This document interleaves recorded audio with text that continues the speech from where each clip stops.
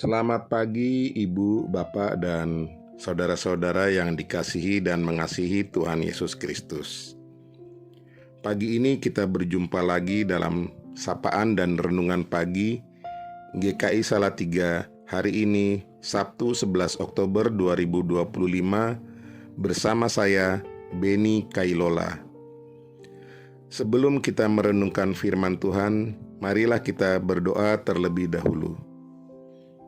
Tuhan, Allah Bapa kami yang bertahta di dalam kerajaan sorga, pada pagi hari yang indah ini, kami kembali menghadap hadirat-Mu untuk bersyukur dan berterima kasih atas penyertaan-Mu dari malam hingga pagi hari ini. Sehingga pada pagi ini kami dapat bangun dari tidur kami dengan sehat dan tidak kurang suatu apa. Bapa, sebelum kami menjalani kehidupan dan kegiatan kami di hari ini, kami rindu untuk mendengar firman-Mu.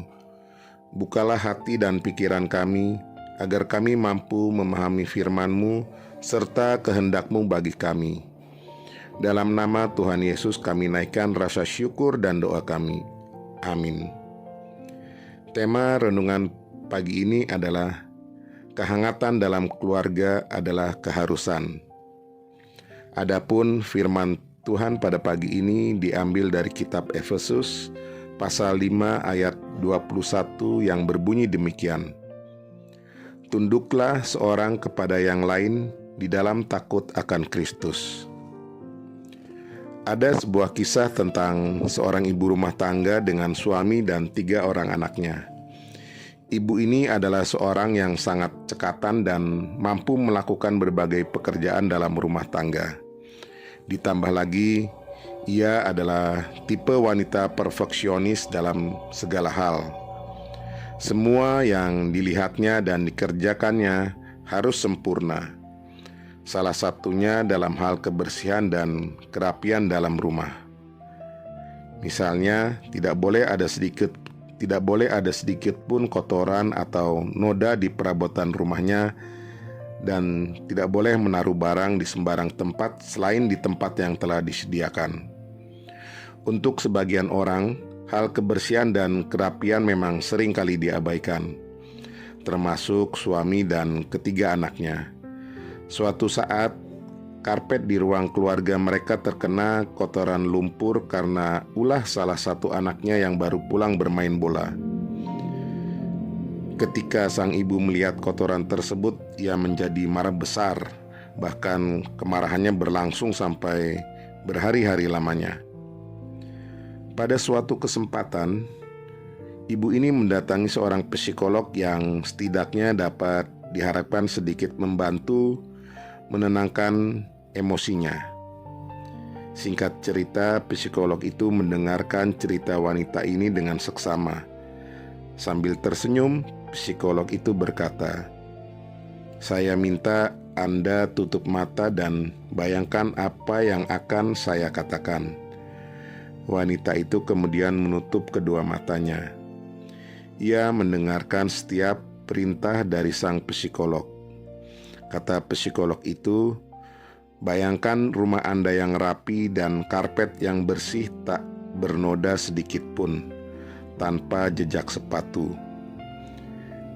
Dengan kata lain, tidak ada seorang pun di sisi Anda.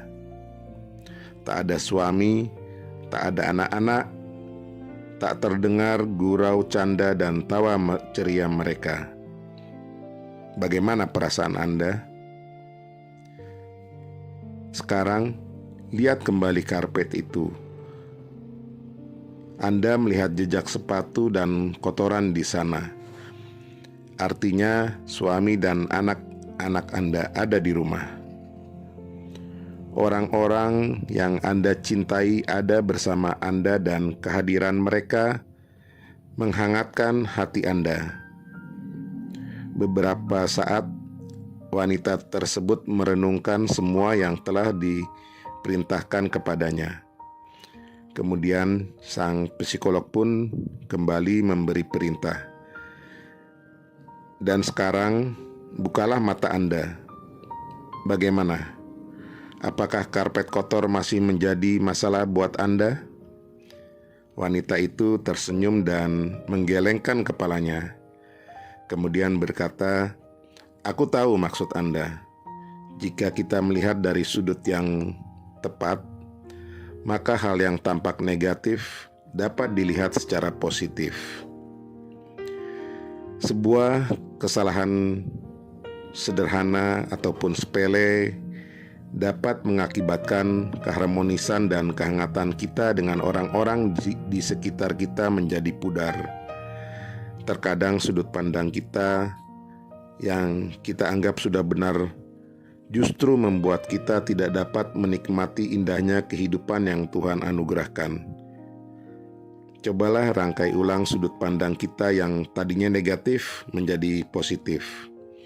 Kasih mesra di dalam keluarga tidak hanya dapat dirasakan melalui suatu hal yang sempurna, namun dalam ketidaksempurnaan pada setiap anggota keluarga pun dapat kita temukan. Ibu, bapak, dan saudara-saudara, demikian sapaan dan renungan pagi ini. Mari kita berdoa. Bapa, terima kasih untuk keluarga yang Engkau anugerahkan bagi kami. Berikanlah kehangatan, keharmonisan, dan kasih mesra yang tulus di tengah-tengah keluarga kami. Dalam nama Tuhan Yesus kami berdoa. Amin.